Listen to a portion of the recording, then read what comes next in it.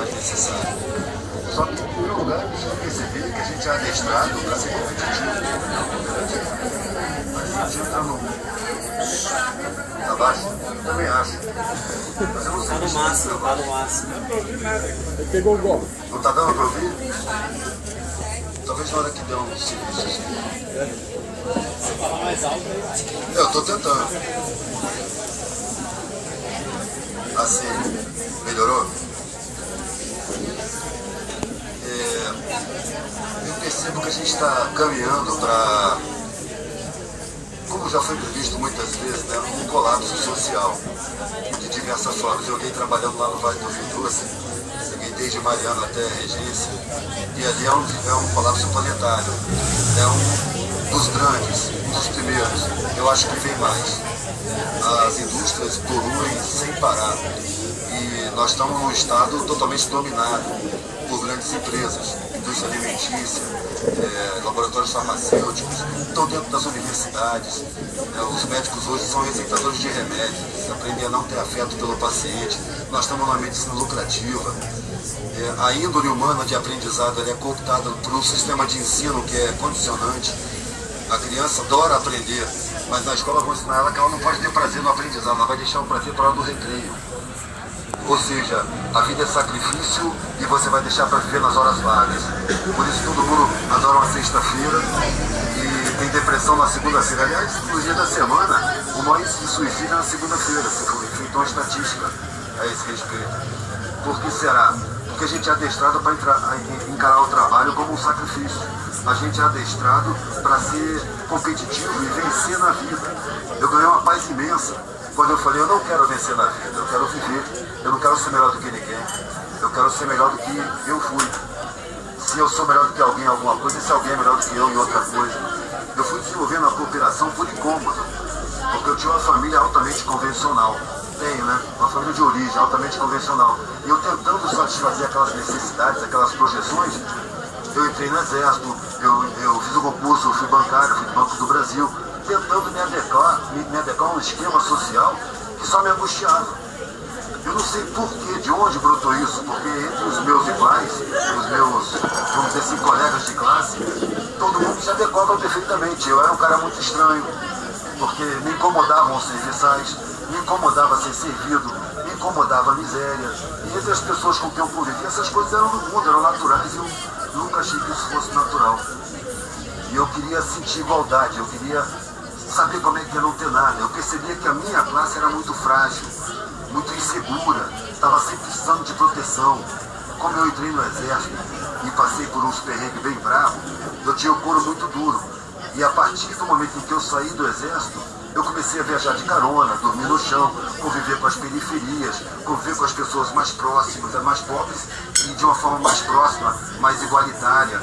E aí eu comecei a perceber o mundo com uma outra visão, que na minha classe de origem não tinha condição. Eu comecei a perceber que a parte de baixo é sabotada. Quando eu saí do exército, minha família ficou muito decepcionada. E por ela ter ficado muito decepcionada, me colocou num cursinho pré-vestibular muito barato. E ali eu tive pela primeira vez a convivência com pessoas egressas do ensino público, que realmente era um contraste muito grande. Eu sempre estudei em escolas particulares muito boas. E os caras não sabiam nada. Eu achava que eles tinham matado aula, que eles não tinham competência, que eles não se esforçaram. E um dia um deles me trouxe uma prova no terceiro ano do ensino médio. Eu não acreditei, eu achei que era uma piada, achei que eles estavam brincando comigo. Foi a primeira vez que eu tive a noção de que o ensino público é sabotado. Com o tempo...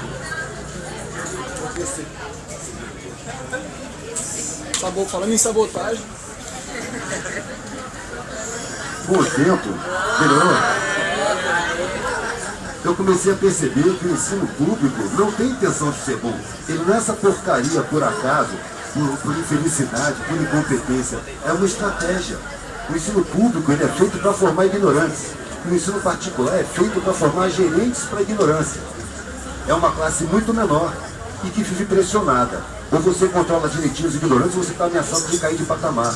A gente é convencido que as coisas mais importantes da vida são materiais. Isso é uma grande mentira. Existe um livro escrito por duas enfermeiras que são de um hospital de doentes terminais. Pessoas que já estão juradas de morte pela medicina e que tem grana, vão para esse hospital para ter seus sofrimentos, suas dores minoradas até que morram, porque a morte para eles é irremediável. E geralmente são pessoas abastadas, são grandes empresários. E essas enfermeiras, elas estão convivendo direto com pessoas que finalmente tomaram consciência de que vão morrer. E que a partir desse momento olharam para a sua própria vida e que tudo perdeu sentido, porque elas correram atrás de coisas e quando você percebe que a vida tem fim, perdem o sentido. A pessoa é um sucesso na sociedade e se sente fracassada, porque não desenvolveu afeto. As necessidades reais do ser humano, elas são, em muito maior número, abstratas. É a afeição, a solidariedade, o sentimento de ser útil à coletividade. Mas a gente é convencido de que a gente precisa ter coisas, usufruir de coisas. A gente é convencido que ter mais do que precisa é um fator de superioridade social. Eu andei fazendo palestras para empresários jovens, para estudantes de administração, e o luxo e a ostentação ali são como que provas de eficiência. Na minha concepção, você ter mais do que precisa, no mundo onde tem gente que não tem nem o que precisa, é vergonhoso, é constrangedor. Os procedimentos habituais à minha volta me parecem meio disparate. Como é que eu vou pagar uma pessoa para fazer uma coisa que eu jamais faria por aquele dinheiro, uma quantidade de dinheiro assim? Como é que eu pago uma pessoa para fazer alguma coisa que eu não faria jamais por aquela quantidade de dinheiro? Aonde está a minha humanidade? Quando eu entrei na academia, eu percebi que estavam querendo me convencer que eu era superior. Mas eu já estava consciente que eu estava acessando um conhecimento que é negado à maioria das pessoas, e que essas pessoas têm o direito. Eu tive os meus direitos respeitados. Então, quando eu estou de frente para um analfabeto, um desdentado, um cara miserável, eu não estou diante de uma pessoa inferior. Eu estou diante de uma vítima de crime social, um crime que eu não sofri. Um cara que não teve seus direitos constitucionais respeitados. Eu não sou melhor do que ele. Eu tive mais acesso do que ele. Então eu não ganhei superioridade. Eu ganhei responsabilidade. Eu tenho que ser mais compreensivo. Eu tenho que ser mais tolerante. Eu tenho que me sentir um devedor dele e não superior a ele. O sentimento é incutido na gente de superioridade. Quando eu saí da faculdade e fui, porque a vida perdeu sentido para mim, e eu resolvi fazer a experiência do que é não ter nada. Eu nasci numa família abastada e toda a armação da minha formação era prosseguir na mesma classe. E eu tinha comigo a intuição, tudo bem, né? Eu tinha comigo a intuição de que os mais pobres eram muito mais fortes do que a minha classe. Porque tudo que acontecia de ruim, chama um pobre para resolver. Os meninos mais pobres, quando eu jogava bola com eles não eram controlados, eu era altamente controlado. Eles tinham liberdade, ficavam na rua o dia inteiro, eu tinha sempre um empregado tomando conta. Eles faziam sexo muito mais cedo, eu simplesmente não podia chegar nem perto da ideia. Então eu sentia superioridade neles. E ao longo do tempo, vai passar a adolescência, eu encontrava os meus amigos e eles já estavam mudando de olhar, eles já estavam sendo convencidos de que eles eram inferiores. Por quê? A falta de senso crítico, a falta de instrução da educação pública deixa eles vulneráveis dos profissionais do inconsciente que trabalham na mídia. Então facilmente a televisão conduz essas pessoas a se sentirem inferiores. No entanto, são as mais fortes, são as que superam as dificuldades. Eu tenho feito palestra em favela. E eu pergunto para um empregado, por exemplo, os frentistas que botam gás no carro. Eu falo, meu irmão, imagina que o teu patrão perde tudo o que ele tem. Ele é obrigado a viver a tua vida e passar as tuas dificuldades. O que ele faz? Geralmente a pessoa nunca tinha pensado nisso. O cara pensa, ele se mata, cara. É claro que ele se mata. Ele tem um monte de facilidades na vida. Ele não trabalha com dificuldade. Então ele encontra dificuldade, ele não supera. Se não tiver os empregados, se tirar o dinheiro dele, ele entra em desespero. Tem um monte de casos do milionário ir à falência, matar a família inteira e depois se matar. De pânico, de não ter os privilégios. Pânico de passar as dificuldades que os empregados dele passam todo dia. E para os empregados não é nada. Eles estão acostumados a superar a dificuldade cotidianamente. Eu fiz um texto no Santa Marta dizendo isso. Aqui nunca subiu um engenheiro. Foi tudo feito por mãos pobres, que não precisam do engenheiro para construir. Agora, qual é o engenheiro que constrói sem o peão? De repente eu percebi a comida que se come. Toda a comida que se come, que a gente encontra nos restaurantes, ou que a gente compra no mercado, toda ela foi plantada e colhida por mãos pobres. As roupas que a gente veste, que todo mundo veste, quem cortou, quem costurou, foram mãos pobres. A rua, o asfalto, quem botou? A calçada, quem botou? Quem botou um tijolo em cima do outro? Quem é que liga as máquinas? Quem é que tira o lixo? Quem é que permite que a sociedade funcione? São mãos pobres. Você pega o sistema tributário. Aonde está a carga tributária maior? Onde está a base da carga tributária? No consumo. Então é a massa mais pobre que sustenta o Estado.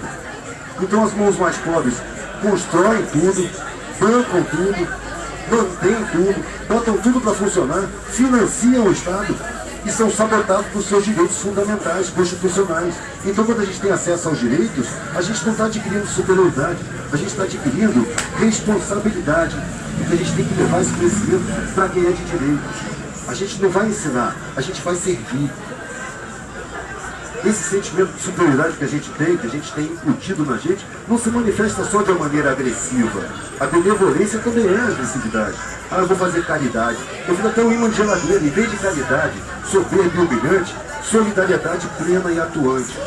Quem tem mais acesso, tem dívida com quem foi sabotado por seus direitos.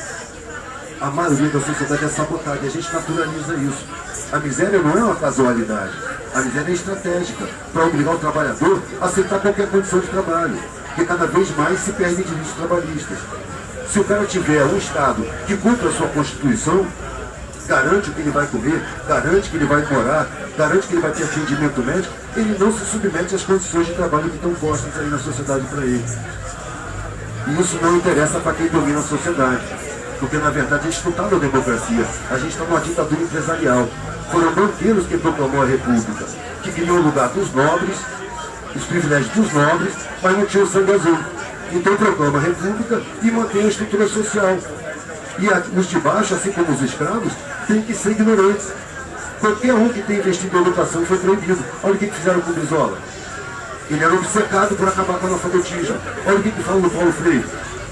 Foi um cara que fez um programa piloto em 63, ele recebeu 500 analfabetos adultos, lá em Sergipe, todos lavradores, de calo na mão. Em 6 meses ele botou os caras para ler em voz alta. E aí foi chamado para fazer o mesmo programa a nível nacional. 3 meses depois o Jango lá foi derrubado. Por quê? Porque não pode instruir os serviçais. Monteiro Lobato, depois da escravidão, depois da República, ele apresentou um projeto para o Senado Federal para alfabetização dos ex-escravos. E claro, o Senado da época vetou total. E a pergunta que ele ouviu: porra, Lobato, você quer ensinar essa negrada ali? Quem é que vai pegar no cabo da enxada? Ou seja, a sociedade precisa prioritariamente da parte de baixo. Na favela, para entender, a rapaziada é muito intuitiva. Então eu faço a comparação com uma casa. A sociedade é igual a uma casa. O alicerce, que é a parte mais forte da casa, que vai sustentar tudo, é a população pobre, é a massa. Ela fica inerte, fica imobilizada, porque ela é ignorantizada, ela é desinformada e é convencida de um monte de mentiras. As paredes, os tijolos, são as classes médias. Não tem uma classe média, são várias. Tem a classe média que toca na pobreza, a seguinte, e vai até que toca na elite, que é o telhado. É a classe média mais alta. E o telhado vê a sua cumieira. A cumieira, a gente não vê na rua, a gente vê o telhado. Com esses carrões aí, cada pneu vale uma Kombi velha minha. A cumieira é aquela rapaziada que pode passar a mão no telefone e falar: senador fulano, eu quero falar com você hoje. Pega o meu avião em Brasília e vem já estar na minha casa. E o senador vai. Porque o poder público é marionete do poder real, que é o mercado financeiro, os banqueiros e os grandes empresários. Eu não voto desde 89, porque eu não reconheço no Estado o direito de me obrigar a participar dessa farsa. Você suprime o ensino, deixa a população ignorante, porque o ensino público cria ignorância, o ensino particular cria condicionamentos, valores falsos, pressões em cima. As pessoas não conseguem ver a realidade como ela é. Elas acham que tudo é natural, que a miséria infelizmente está aí. E é mentira, ela é criada, ela é estratégica. Ao mesmo tempo, a cooperação é um elemento subversivo. A gente precisa competir, a gente precisa ser melhor do que o outro, a gente está desunido. Quando a gente coopera, ninguém ganha, todo mundo fica igual. E é esse o grande medo dos de cima. Enxergar o mundo além do que é mostrado, enxergar o mundo como ele é construído. A gente cada vez mais tem sinais de como o mundo é. E a gente é jogado uns contra os outros. Tem pessoas que estão entrando no comportamento da cooperação por instinto, por intuição, por desejo do sentimento, não pela razão. A gente está num mundo muito racionalizado. Chegou a certa altura que eu resolvi subalternizar minha razão. Eu não sou capaz de compreender. Eu sou capaz de sentir. Sentir vai muito mais além do que eu saber. Então eu comecei a me deixar comandar pelo sentimento. Foi aí que eu desisti de ser melhor do que os outros. Porque o mundo me induz a competir. E se eu for vitorioso, a minha vitória vai custar várias derrotas. Então como é que eu vou construir minha alegria em cima de tristeza? Não é válido. Não me interessa. Eu boto aquela ideia, não, eu estou aqui para ser feliz. Peraí, para eu ser feliz, eu tenho que ser indiferente ao sofrimento da grande maioria. Então eu não estou aqui para ser feliz. Eu quero ter satisfação com a vida. Tem gente que fala, vamos mudar o mundo. Não precisa, o mundo está em mutação. Eu já nasci no mundo em mutação. O mundo não precisa de ninguém para mudar. Ele muda desde que ele apareceu no universo. As sociedades são em mutação permanente. A minha vida é mutação permanente. A vida de cada um é mutação permanente. Eu não vou mudar o mundo, eu vou mudar a mim mesmo. Porque eu tenho acesso a mim mesmo. Eu não tenho acesso ao mundo. Eu não posso mudar ninguém. Se eu tentar convencer alguém, eu acho que isso é uma violência. Eu posso discordar da sua ideia e explicar por que eu discordo. Eu mostro a minha ideia e explico por que eu acredito na minha ideia. Mas isso não é uma tentativa de convencimento. Isso é uma oportunidade que eu estou oferecendo. Tanto para ele quanto para mim. Porque ele pode me mostrar o erro. Eu estou pronto para reconhecer e agradecer. Para mim não é uma ofensa. A gente tem um ego tão estimulado que diante da discordância, a gente já entra na competição. E se o cara discorda de mim, eu falo para ouvir, porque pode ser que ele esteja certo. Se ele estiver certo, ele vai me corrigir um erro. Eu não vou me sentir um perdedor. E no entanto, o que eu vejo é isso, a discussão se dá de tal maneira que quando um mostra a própria razão, o outro se sente derrotado. É preciso a gente trabalhar dentro da gente, porque antes de cooperar externamente, é preciso criar um espírito cooperativo. E para criar esse espírito, a gente tem que desconstruir o que foi construído dentro da gente. Desde o útero da mãe da gente. Quando você entra na escola, você já começa a competir. Os professores botam você para competir. E chega numa certa altura no ensino médio, por exemplo, é comum o professor falar, não ajuda o seu colega não, que amanhã ele é seu adversário. É mentira, a gente é uma família. Eu percebi que, bom, tive uma ajuda muito forte, porque quando eu peguei a estrada e fui ser miserável socialmente, a minha família ficou muito ofendida comigo, muito magoada, se sentindo muito traída e cortou completamente as relações. Então, eu não tinha mais a quem me reportar. Eu ouvi uma frase assim, você para nós é um filho morto, não nos procure nenhuma hipótese. Então eu incorporei isso e saí sentindo que eu não tinha mais família. E fui viver junto com os mais miseráveis, dormindo no chão, pedindo carona, pedindo para comer. Foi uma faculdade aquilo ali. Mas aí eu percebi que em cada lugar que eu chegava, eu constituía uma família. E aí para mim foi a percepção de que o afeto e o respeito são muito mais importantes do que a consanguinidade. A consanguinidade, ela se dá pela sua recepção no mundo, enquanto você é dependente. Daqui a pouco você se torna independente. E aí a consanguinidade só significa alguma coisa se nela tiver respeito e afeto. Se tiver cobrança, acusação e determinação, aí não é o seu lugar, a gente deixa ele para trás. E a grande família é a humanidade inteira.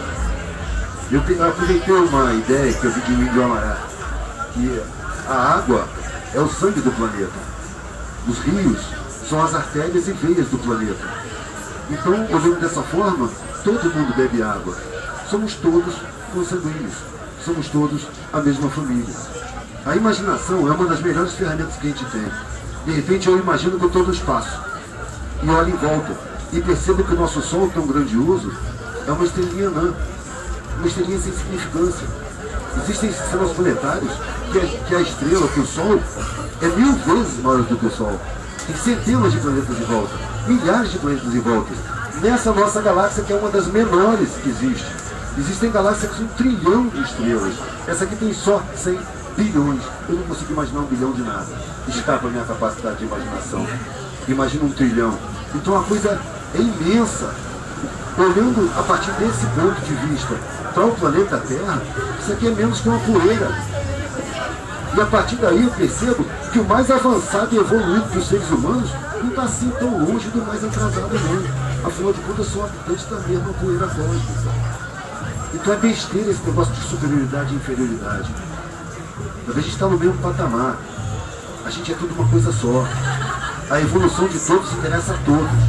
Quem está mais à frente não é superior, tem mais responsabilidade. Tem que ser mais tolerante. Tem que carregar as sementes e jogar as sementes nas terras férteis. Tem que ter discernimento para saber aonde ele pode plantar e aonde não dá para ele plantar. Para deixar de ser julgador, de olhar com arrogância. O cara parar de comer carne e olha para o carnívoro com superioridade, sem perceber que esse sentimento é pior do que comer carne. Eu já vi carnívoro ter atitudes de solidariedade incríveis, de abrir mão de coisas necessárias, de arriscar a própria vida pelo outro. Então o fato de comer carne ou não comer carne não coloca ninguém acima de ninguém. Se você tem esclarecimento, você tem uma obrigação maior, você não tem superioridade. Se você sentir superioridade, você tem uma demonstração do seu primarismo espiritual. Ninguém é superior a ninguém. A gente está todo mundo caminhando junto. Junto conosco aqui, eu acredito que tem seres de outros planetas muito mais evoluídos do que nós, que estão interessados na nossa evolução. E desde que eu percebi que eu criei uma percepção cósmica, que são zilhões de estrelas maiores do que o Sol, que isso aqui é um sisteminha ridículo com 8 planetas, quando eu era moleque eram 9. Mas descobri que o Plutão é tão pequenininho que parece nem o nome de planeta, é um asteroide. Com sistemas com milhares de planetas, eu fico imaginando quantas civilizações. Chega a ser irracional pensar que só tem vida aqui. Chega a ser irracional, é burro, é estúpido, o ser humano é muito pretensioso. E a arrogância bloqueia a inteligência. A gente é parte de um sistema imenso, a gente é parte de uma família universal. Não foco aqui nesse planeta, a gente precisa dar a mão um para o outro e não estar um julgando o outro. A gente tem que ter tolerância com o primitivismo, com a agressividade. Se a gente se julga mais esclarecido, a gente tem que ter um comportamento melhor, tem que ter uma conduta melhor, sem arrogância, sem julgamento, porque isso bloqueia a própria evolução da gente. A gente está convencido pela estrutura social que tem superioridade, porque tem acesso a mais conhecimento. Mas como? Se a maioria tem esse acesso proibido, artificialmente, por um domínio banqueiro, de um punhado de sanguessuga, de parasita, de vampiro, que domina toda a estrutura e que bota um teatro de marionetes para a gente pensar que está na democracia. Eles planejam até a contestação ao sistema. Você vê o cara revolucionário, ele confronta o sistema, o confronto é um condicionamento. Você não precisa confrontar o poder. O Gandhi falava isso em 1930. Não é preciso derrubar o opressor, basta parar de colaborar com ele. E aí eu olho para os caras mais poderosos, tiro os serviçais dele. Ele não vai saber fritar um ovo, ele não vai saber lavar cueca, ele depende de papo para tudo. Então não é o confronto, é a conscientização, o fator mais estimulador da mudança, que muda o sentimento, muda o comportamento e permite você parar de competir e criar o espírito cooperativo. Não é simplesmente você formar um grupo e fazer cooperação, é você ter um espírito cooperativo indiscriminado, aonde você estiver, no mercado, com o pedinte, com o agressor. É você criar um espírito para encarar o mundo despido dos condicionamentos que a gente recebeu, reconhecer em si os condicionamentos que a sociedade tem. A sociedade é egoísta, eu devo ter egoísmo, e eu vou ver esse egoísmo. Eu trabalho o meu próprio egoísmo há 30 anos. E ele disfarça, diminui, mas não acaba. É um trabalho permanente. Ninguém toma consciência. O desenvolvimento da consciência é um trabalho permanente. Quando o cara fala para mim, depois que eu tomei consciência, eu escuto, depois que eu estacionei, ele tomou consciência de alguma coisa e parou por ali. Acha que já chegou no ponto, já começou a olhar para todo mundo com arrogância. Me dá até uma certa condolência, assim, coitado. Parou aí. Em geral eu não falo nada, porque eu olho bem e eu não jogo semente na pedra. Se o cara não está fértil para receber, eu não tenho direito de impor uma informação, um conhecimento. Seria criar um conflito, seria desrespeitar a pessoa. E cada um, está tudo em processo, cada um tem seu momento, tem suas circunstâncias, sabe? Tem a sua hora e seu momento. A pessoa só pensa se ela quiser. Ninguém aprende sem querer. Então, não existe aqui de, como é que eu faço para convencer a minha mãe? Como é que eu faço para meu pai enxergar? Se ele não quer, não adianta. Agora você trabalhar com outra pessoa. E, em geral, os pais convencionais, eles são convencidos de que filho não ensina, filho aprende. E se não está se comportando como eu digo, é porque está errado. Então você chega com conhecimento e ele já descarta, porque ele foi condicionado na ideia de que filho não está ali para ensinar. São poucos os pais que têm a humildade de aprender com os filhos. Na verdade, eu tive filhos e eu me senti um recepcionista, não um pai. Eu não vou fazer dos meus filhos o que eu quero. Eu não fiz nenhuma projeção. O que eu dizia para os meus filhos, cara, escolhe uma coisa para você viver que seja o que você adora fazer, porque é isso que você vai fazer durante muito tempo. É tudo lá Não se preocupa com o dinheiro que isso vai dar. Porque se você fizer um trabalho que você odeia, ganhando muito dinheiro, depois você vai precisar usar esse dinheiro para se tratar. Porque você vai adoecer, você vai somatizar. A gente não tem só o corpo, a gente tem uma alma. A razão é o corpo, o sentimento é a alma. Você pode convencer a sua razão, você pode ignorar a sua alma, mas ela não vai ignorar o que você está fazendo. Eu conheci um cara que ele é um evangélico, que ele vende celular. Ele é obrigado a mentir para as pessoas, a convencer que elas precisam de coisas que elas não precisam. E ele fica se justificando porque ele tem que sustentar a família. Mas ele está violando a alma dele. Ele sabe que ele está mentindo. A razão dele está convencendo de que ele precisa fazer aquilo. Mas ele está se torturando cotidianamente. Ele está se violando cotidianamente. É uma questão de tempo para o cara somatizar. É uma questão de tempo para ele adoecer. Porque ele está se destruindo por dentro. Eu fiz exército, né? Tentando agradar a família, tentando me enquadrar. Eu fiz escola preparatória de cadetes para quem vai seguir carreira. E eu tive a oportunidade de encontrar ex-colegas. O primeiro quando ele era tenente. Eu era rico, cabelão, artesanato, alpaca, descalço, calça arregaçada, barba longa. Esse foi o primeiro que eu encontrei. Recentemente eu comecei a encontrar colegas. Pessoas que viveram 30 anos. Não saíram como eu saí. Eu encontrei 5 dessas pessoas. Eu não reconheci nenhum deles. Eles me reconheceram. Marinho! Me chamam de Marinho, eu lembro logo do exército. Porque eu sou Eduardo. Marinho é um sobrenome. Lá eu era o Marinho. Aí eu olho para aquele coroa assim. Você tá me reconhecendo, não? Não. Eu sou o Barbosa, cara, da preparatória. Aí eu busco no arquivo o Barbosa da preparatória. E eu lembro daquele moleque da minha idade. Eu lembro da cara dele, eu lembro do corpo dele, eu lembro do brilho nos olhos dele. E aí eu volto a olhar para o sujeito que está na minha frente. Não é o Barbosa, não é a mesma pessoa. Eu não reconheceria em nenhuma circunstância. Porque o cara teve que conviver com tanta falcatrua, ele teve que engolir tanta coisa para ter estabilidade, para garantir escola particular para os filhos, para ter um sistema de saúde próprio do exército, para ter moral social. Ele teve que engolir tanta coisa, ele teve que violar tantas vezes a alma dele. Ele mudou, ele é outra pessoa. Louco para se aposentar, cheio de problema. Você pode ver que os militares que têm o maior índice de Alzheimer. Para mim, é uma forma psicológica de você esquecer. Você esquece tudo, inclusive o nome dos seus filhos, o lugar onde você está. É uma forma de esquecer, porque você teve que conviver, você teve que aceitar muita falcatrua. O militar é uma caricatura da sociedade. Ele aprende a ser insensível, ele aprende a ser violento, ele aprende a ter muito ódio. Porque ali eu fiz instruções, e é como se ele dissesse para você assim, aqui, para você ser considerado bom, você tem que ser ruim, você tem que ser insensível, você tem que massacrar, você tem que ser capaz de matar e torturar se for necessário, se for mandado. Isso é uma violação à humanidade. E o trabalho é de destruição do ser humano dele, da sensibilidade humana dele. Só que isso não se destrói, isso se atrofia, aquilo fica dentro do cara. E vai se manifestar de diversas formas. Alzheimer é uma delas. Você não pode incutir um militar ou convencer um militar que ele tem que cooperar com a sociedade inteira. Ele só vai cooperar com outro militar. Ele está bloqueado. E ele vai cooperar com outro militar porque ele sabe que a sociedade discrimina os militares. Isso une eles como vítimas. Eles são os algozes, eles são os cachorros dos algozes, os protetores do sistema, são treinados para atacar o povo e se sentem vítimas de discriminação. É um trabalho muito profundo. Então é muito difícil você chegar num lugar desse e falar de cooperação irrestrita. E o que eu vejo mais, quando eu vejo falar em cooperação, são grupos fechados. É nós entre nós. É nós entre nós. Os demais, a gente alija. Quem não participa do que eu penso, não faz parte do meu grupo. A partir de um certo ponto, eu comecei a dizer, o único grupo que eu pertenço é o grupo humano. Eu gosto de ser primário, grosseiro, rasteiro, fumo cigarro, não como carne porque me faz mal. Me dá diarreia, não como carne há 35 anos. Mas eu parei de comer carne não por acreditar em nada. Parei de comer carne porque eu achei que o mamífero é muito parecido com o ser humano. Ele tem sentimento, ele tem amor, ele tem mãe, ele mama, a mãe morre por ele. Eu falei, não, isso é muito próximo, cara.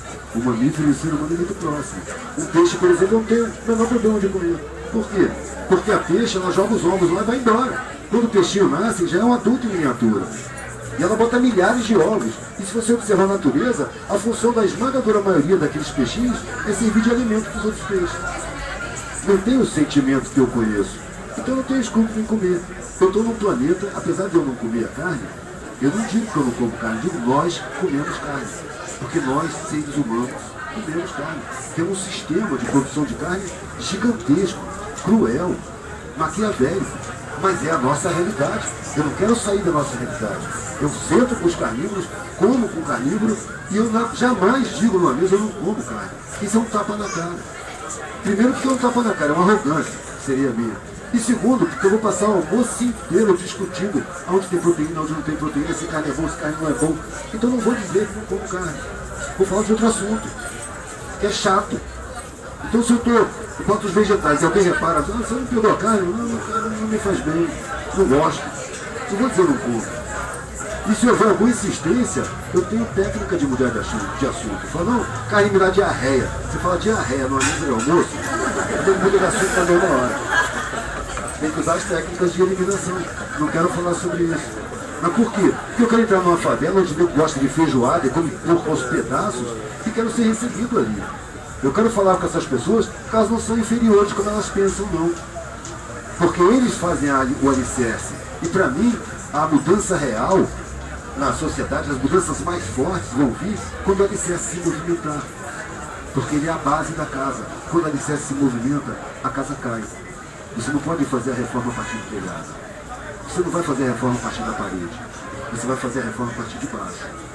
São as pessoas que merecem mais respeito e mais cuidado porque são vítimas de crime social permanente. Já nascem proibidos de saber o que são, como são. São os mais fortes ou convencidos que são os mais fracos. Enquanto que os patrões que dependem completamente dos empregados se sentem superiores e deviam se sentir gratos. Nós somos convencidos que ostentar riqueza é conceito social, é superioridade social. Espiritualmente isso é um absurdo, é primitivo, chega a ser constrangedor, é vergonhoso. Durante um tempo eu pintei quadros para vender em galeria e foi uma experiência interessante porque eu saí de uma classe, que é a minha classe original, contestando os desequilíbrios que eu via no mundo e eu não tinha argumento, não tinha vivência para contestar os argumentos que eu recebia. Minha mãe dizia para mim que se eu me preocupasse tanto assim com a pobreza, eu devia ganhar muito dinheiro para poder dar esmola. Porque seja egoísta, competitivo, para depois ser caridoso. Sabe? Eu não tinha como argumentar. Então quando eu comecei a vender quadro a óleo em galeria, eu comecei a entrar em contato com a mesma mentalidade. Só que eu já tinha mais de 20 anos de rua. Eu já conhecia a língua de baixo, já conhecia as injustiças, já tinha vivência, já sabia quem era o mais forte e por que era o mais forte. Então eu tinha condição de argumentar. Foi nesse meio que eu percebi, você não pode ensinar quem não quer aprender. Então chega um cara que compra 100 mil de quadro numa talagada só. Ele está conversando comigo e tal, e eu faço um comentário sobre a injustiça da pobreza, e o cara manda aquela ideia fabricada pela mídia ou pelos ideólogos do sistema. Não, nessa sociedade, qualquer um que se esforçar pode enriquecer. E eu, como pintor, que devia estar puxando o saco dele, mas não assimilei essa ideia, fala, você acha, mano? Já viu essa pedra portuguesa que a gente está pisando aqui? Já viu como é que os caras colocam? Eles carregam aquele saco cheio de pedra, bota e fica batendo pedra por pedra, passando a régua, arruma um problema no joelho, nos rins. Já viu os caras botando asfalto com aquele rodo de madeira, respirando aquela fumaça de querosene? O cara se esforça pra caramba. Tu acha que enriquece? Aí o cara vem que o argumento dele não tem base, mas ele tá montado naquela superioridade social. Afinal de contas, eu sou um pintorzinho de merda. E ele é um comprador de milhares de reais. Aí ele não fala do que eu tô falando, ele fala, você é comunista? Não, peraí, isso é outro assunto. A gente está falando se esforçar, enche a gente de dinheiro ou não. Não, você é comunista. Se você perguntar para qualquer um, eu conheço um monte de comunista. Se você perguntar para qualquer um deles se eu sou comunista, ele vai dizer que não. Eu só estou tentando ver a realidade. Aí o cara vira de costas e sai. E daqui a pouco vem um galerista. O que você falou com o fulano? Não, a gente estava conversando aqui, ele se aborreceu de graça. Não, você falou alguma coisa que aborreceu ele muito. Não, velho, eu estava conversando, ele falou uma coisa, eu discordei, eu acho que ele não está acostumado com discordância. Você não pode falar assim com ele? Ele compra não sei tanto de quadro. Peraí, cara, uma coisa é uma coisa, outra coisa é outra coisa. Eu não vou mentir pro cara porque ele tem dinheiro, ele é uma pessoa. Eu não reconheço na quantidade de grana que ele tem, superioridade pessoal. Ele me deu uma ideia que eu achei equivocada. E eu falei educadamente a minha opinião. Você não pode fazer isso. Cara, todas as galerias que eu fui tinha esse tipo de problema. No final da discussão, O galerista fala, pô, eu não quero mais você na minha galeria, pode pegar seu quadro e ir embora. Digo, porra, finalmente, eu sabia que a gente ia concordar em alguma coisa. São pessoas condicionadas, que não percebem realmente que se sentem superiores. Elas se sentem naturalmente, convencidas por uma sociedade que foi construída para funcionar dessa maneira, hierarquicamente. A hierarquia é um fator a ser superado no caminhar da humanidade. A gente está aqui há milênios. A gente vai continuar milênios aqui. A gente está em processo evolutivo. O espaço de uma vida é muito pequeno. De repente eu quis mudar o mundo até chegar na universidade. Aí eu percebi que as pessoas que falavam em mudar o mundo só falavam. Não se comportavam de acordo com o que falavam. E aí, em princípio, eu falei, nada muda o mundo. Eu não quero mais mudar o mundo. Eu quero saber o que eu estou fazendo aqui. Para que serve a minha vida? Eu vivo tão angustiado, eu quero ter satisfação em estar aqui. Daqui a pouco eu vou morrer. E eu não quero me arrepender da minha vida. Aliás, teve uma experiência que eu já relatei isso antes, que eu vinha muito angustiado, que eu entrei na universidade por causa da família. Não me interessava por nenhum curso, mas a família ia entrar em pânico, como entrou em pânico quando eu fiz desligamento do exército. Então eu entrei. E estava angustiado quando eu encontrei um velhinho que era muito rico. Ele morava numa mansão ao lado do prédio que eu morava e ficava no saguão, porque ele era viúvo, ficava muito sozinho, só tinha a enfermeira dele, e ele tomando aquele monte de remédio. E ele sentava no saguão para alguém conversar com ele, para cumprimentar as pessoas, para ver gente. E um dia ele falou, senta aqui, menino. Ele não tinha intimidade comigo, eu só falava oi e passava. Ele falou, senta aqui, menino, você vê como é que são. Eu acho que acaso e coincidência são duas palavras que deviam sempre levar aspas. E por acaso mandou eu sentar. Ele falou, olha, eu sou um empresário de exportação e importação. Eu tenho uma empresa que vai de vento em popa. Eu ganho muito dinheiro. Para a sociedade, eu sou um vitorioso. Mas aqui dentro, eu me sinto um fracassado. Eu fiz comércio exterior na faculdade. Lá atrás da minha vida, a sensação que eu tenho é que mentiram para mim. E eu corri atrás dessa mentira a vida inteira, querendo fazer sucesso, arrumando patrimônio. Não tive tempo para conviver com meus filhos. Não tive tempo de criar profundidade nas relações afetivas. E de repente, hoje eu estou velho, descobri que eu estou doente, que eu vou morrer. Estou tomando um monte de remédio. Pela primeira vez eu falei, cacete, a vida vai acabar. E quando eu percebi que a vida ia acabar, eu olhei para trás e tudo perdeu o sentido. A sensação foi que eu corri atrás de mentira a vida inteira. Eu estava com 19 anos quando eu vi isso. Eu parei, falei, não, eu não vou seguir. A minha angústia ficou sólida na minha frente. Eu não tenho condição de seguir. Eu não sei para onde eu vou, mas eu não vou chegar na idade desse cara nessa condição. Eu não vou chegar na idade dele. Eu morro antes. Mas não vou chegar nessa idade, nessa condição, arrependido de ter vivido uma vida contra a minha própria vontade, contra o meu próprio espírito. Eu tenho que ter satisfação em estar vivo.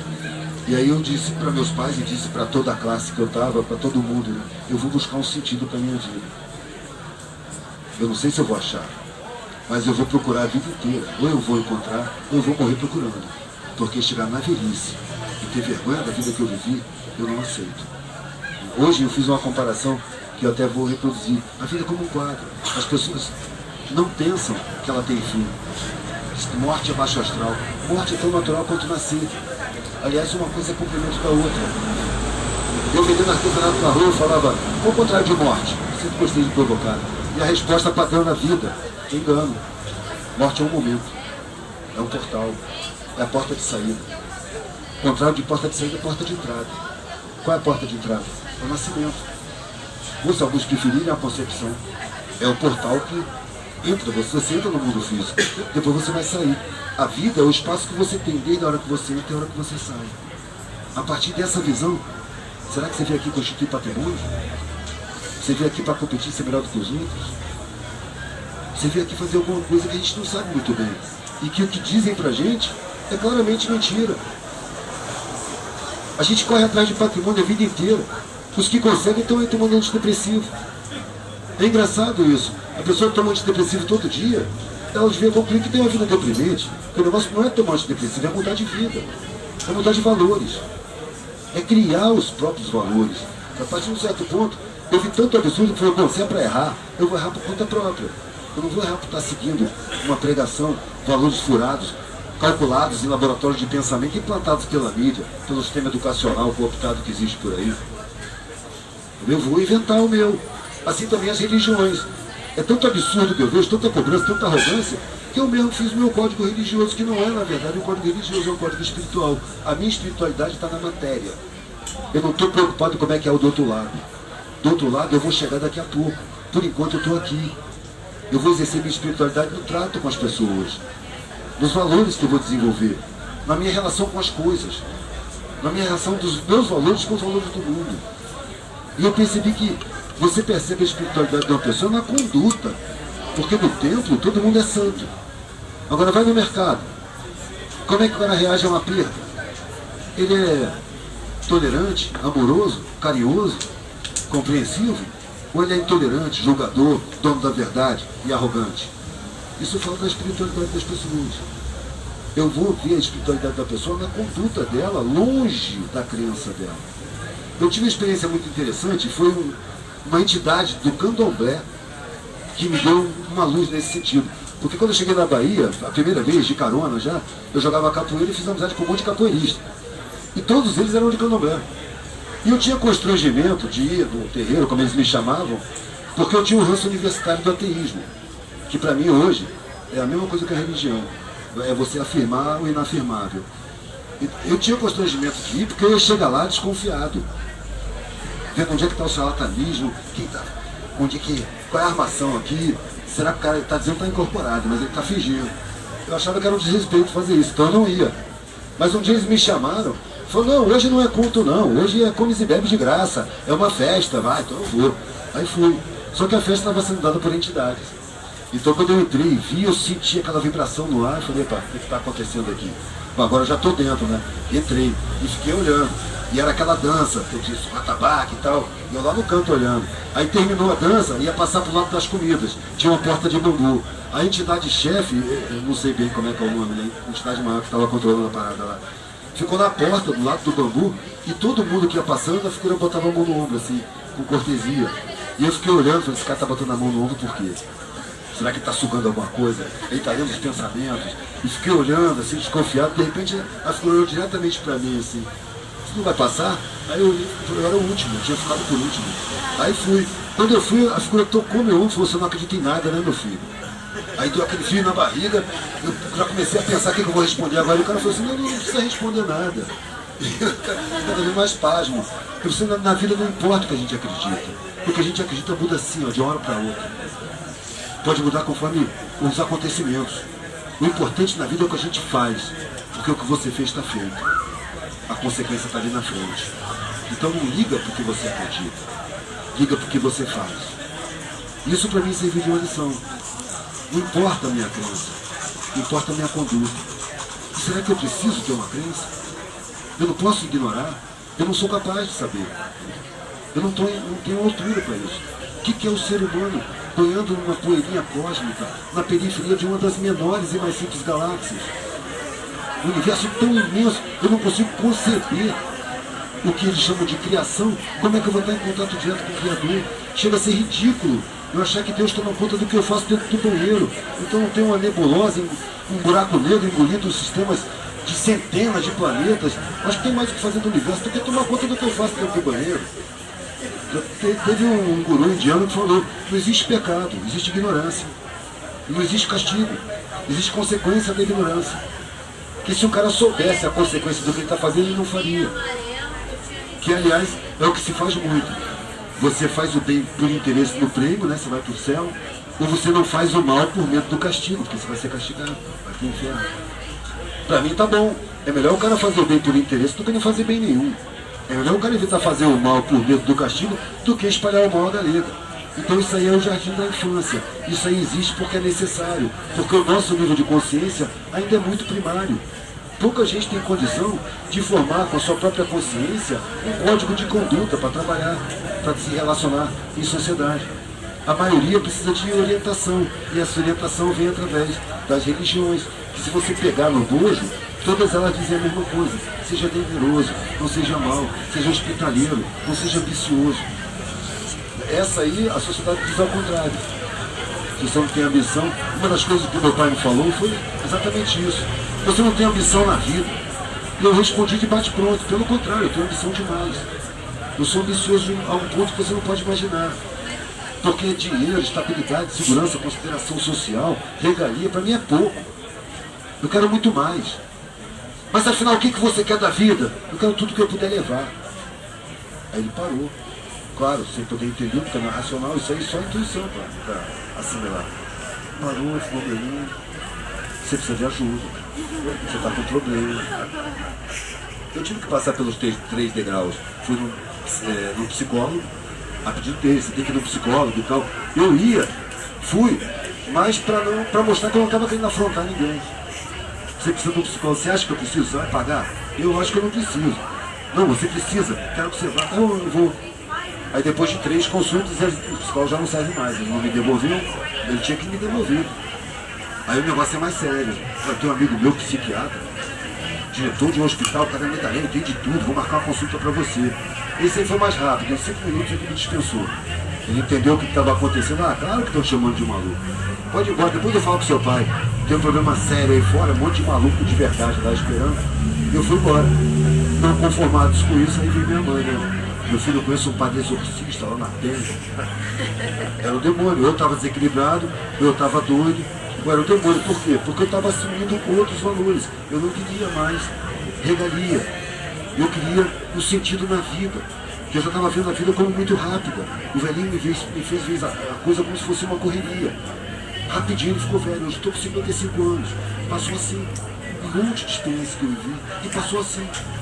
Daqui a pouquinho eu estou passando para o outro lado. Eu me arrisquei tanto que eu tenho a impressão que eu vou passar para o outro lado. E vai ter uma conta me esperando.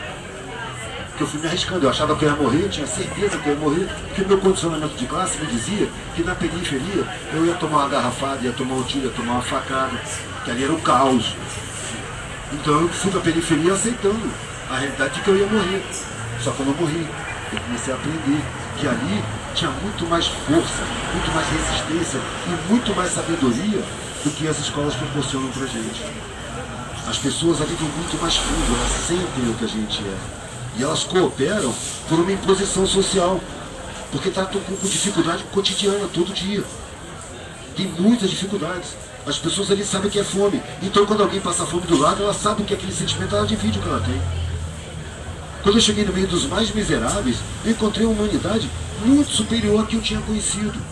Porque na minha área, o vizinho pode estar distante do outro, tem um muro alto, você cumprimenta, você é cordial e distante. Bom dia, vizinho, tudo bem? No meio da miséria não, a pessoa está convivendo. Você está conversando com a mulher, o vizinho está ouvindo, é parede e meia. Você tem uma briga, no dia seguinte o vizinho fala, ó, meu irmão, você me desculpa, mas eu ouvi o que você falou, com um absurdo que você falou. É muito mais próximo, é muito mais irmão. Então é uma cooperação quase que instintiva. E as pessoas ali não têm consciência do nível de cooperação que eles estão exercendo. É uma coisa para os mais esclarecidos, os que tiveram acesso à universidade, irem aprender com eles. E não exercer o condicionamento social que foi posto na gente de querer ensinar a eles. Eu cheguei junto dos miseráveis achando que eu ia ensinar.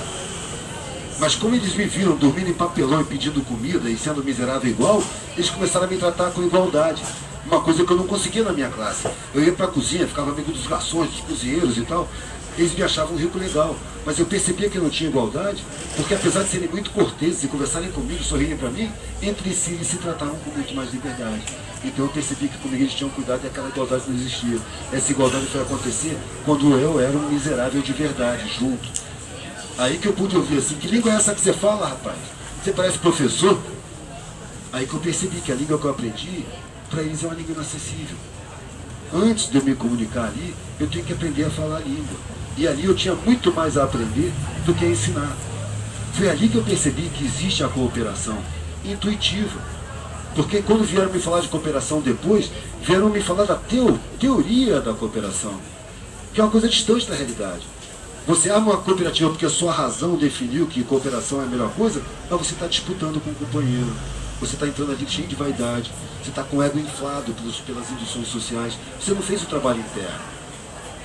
Para começar o trabalho, você tem que começar dentro de si. Porque todas as falhas que tem no mundo, a gente tem dentro da gente em maior ou menor grau, de forma explícita ou embrionária.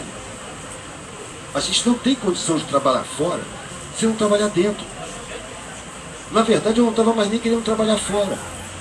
Eu comecei a perceber que eu tinha os condicionamentos e comecei a trabalhar dentro. E trabalhando dentro eu comecei a ter necessidade de colocar o que eu estava concluindo no meu trabalho. E em seguida, colocando no meu trabalho, para me aliviar o que eu pensava, o que eu estava vendo, o que eu estava concluindo, os questionamentos, a visão de mundo, eu comecei a perceber que o meu trabalho estava fazendo contato com pessoas mais interessantes.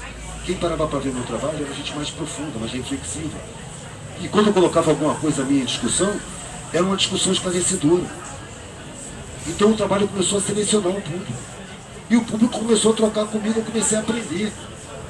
E aí a minha vida ganhou sentido, sem que eu percebesse. E eu estava muito satisfeito colocando desenho na parede. Os meus desenhos são reflexivos, estão ali fora, inclusive, quem quiser ver depois pode chegar. Estava muito satisfeito de ver gente parar e refletir. Você vê como é que eu fiquei com a sensação de que a gente trabalha em equipe, sabe? Tem uma equipe aí invisível, que é tão altruísta que não faz questão de se mostrar. Já se satisfaz só com uma consequência. Um belo dia, um casal de estudantes de jornalismo passou em frente à minha exposição. Eles tinham feito um documentário de conclusão, trabalho de conclusão de curso, que era um documentário sobre trabalhadores de rua. Eles já tinham concluído esse documentário e resolveram comemorar no boteco em frente de onde eu trabalhava. Eles estavam lá comemorando e olhando para mim. Pô, aquele cara lá, a gente podia incluir, não precisa mais. Não, mas é o trabalho do cara. Pô, legal o trabalho dele, vamos entrevistar o cara. E aí vieram falar comigo. A gente pode te entrevistar, a gente é jornalista, estamos nos formando, é um trabalho de congresso, mas pode, tranquilo.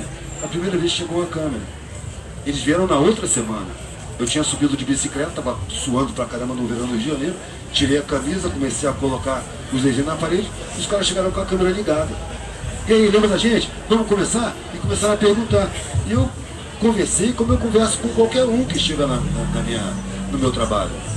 Fui falando. E os caras gravando. Depois eles chegaram à conclusão de que não combinava com o documentário.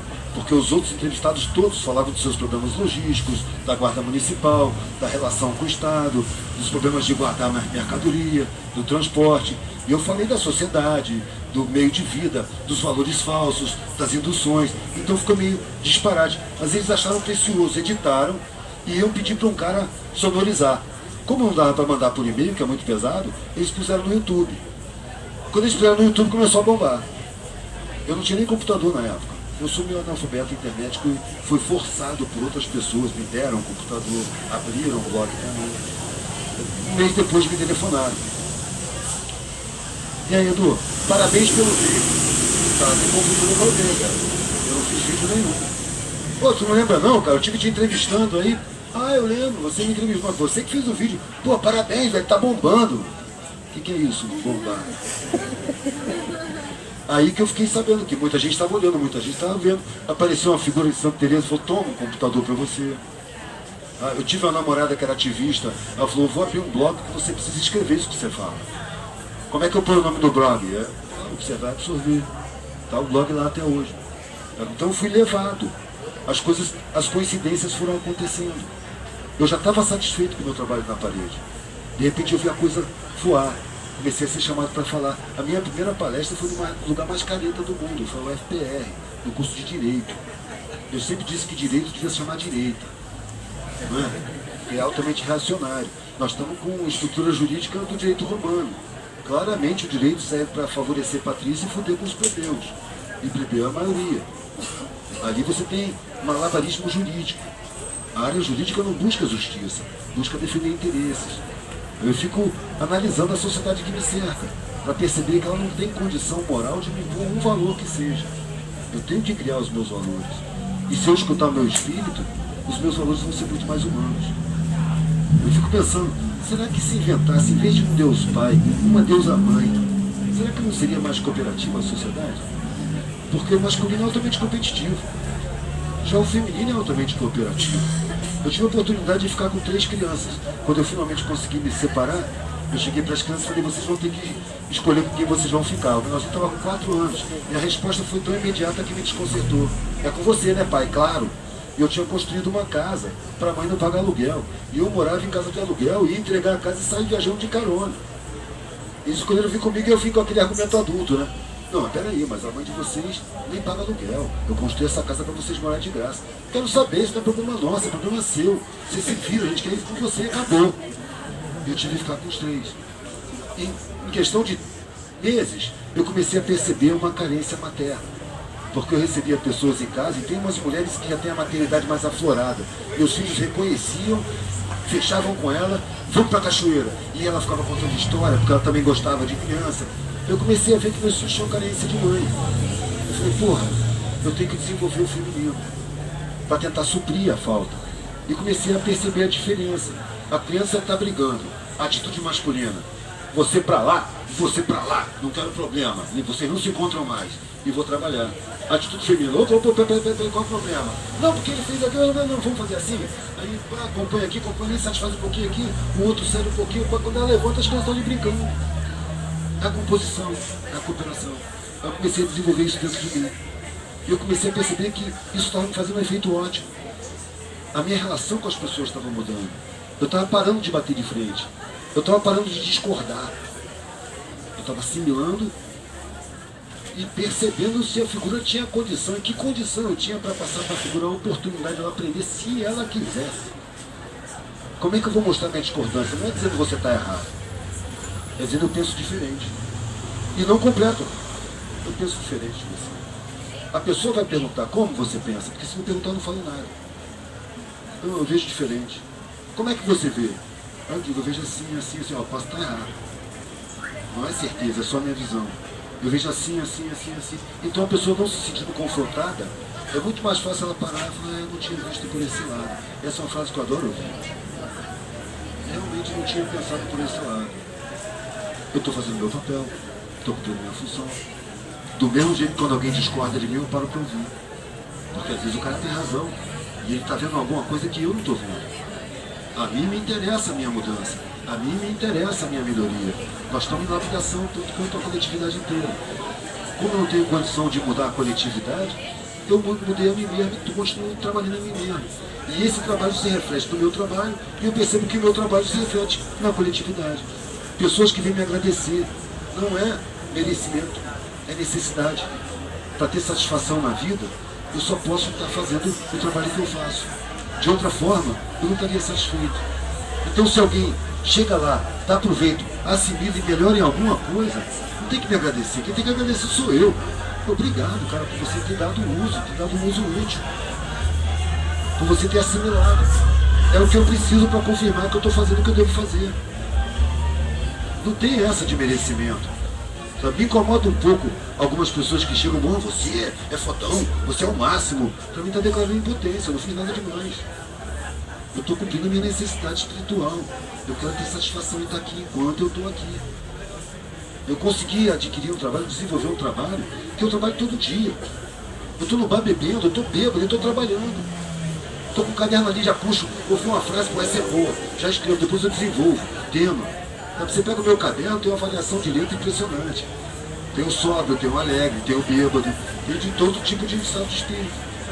Não tem férias, não tem feriado, não tem domingo. Eu não anseio por parar de trabalhar. Pelo contrário, se eu ficar 3 horas sem fazer nada, já me incomoda. Eu tenho que estar fazendo alguma coisa. Nunca tirei férias, não me interessa tirar férias. Eu me divirto com o meu trabalho. Não quero me aposentar nunca. Quero trabalhar até o último dia da minha vida. Porque eu achei uma vida que me diz sentido, que me dá sentido, que me dá razão, me dá prazer em estar vivo. Por quê? Porque eu estou trabalhando na minha coletividade. Estou trabalhando dentro da família que eu percebi que existe. É uma família humana que não tem consciência ainda de que é uma família, que ainda se hierarquiza, porque é primitiva ainda. Se eu me sinto superior em algum momento, que é muito difícil em alguns momentos você se sentir superior, eu percebo minha precariedade. Eu sei que essa superioridade é falsa. Eu sei que isso é responsabilidade, não superioridade. Mas mesmo trabalhando assim, eu permaneço com raízes. Eu tenho que trabalhar. Por isso que eu digo, a conscientização é um trabalho permanente. A lapidação interna é um trabalho permanente, ele não tem final. A gente não tem um objetivo final, a gente tem uma caminhada. Às vezes me parece, então qual é a saída? Não tem saída, a saída é a morte. Quando você morre, você sai. O que a gente tem é caminho. E esse é o objetivo no momento. Não é a chegada, é a caminhada. Como você vai caminhar? Porque na minha visão, você morre e a caminhada continua de alguma forma. Eu não posso afirmar isso racionalmente. Eu sinto que é assim. Posso estar sentindo errado. Eu vou ficar sabendo. Não tenho pressa. Eu não afirmo como verdade. Eu estou com 55, do jeito que eu me droguei na vida, eu não vou durar até os 70. Então, rapidinho, já estou vendo como é que é. Eu vou deixar a carcaça aí para devolver para a terra, que me fechou, e vou seguir adiante. E vou pensar nisso do lado de lá. Por enquanto, eu tenho que pensar aqui. Eu vejo que pessoas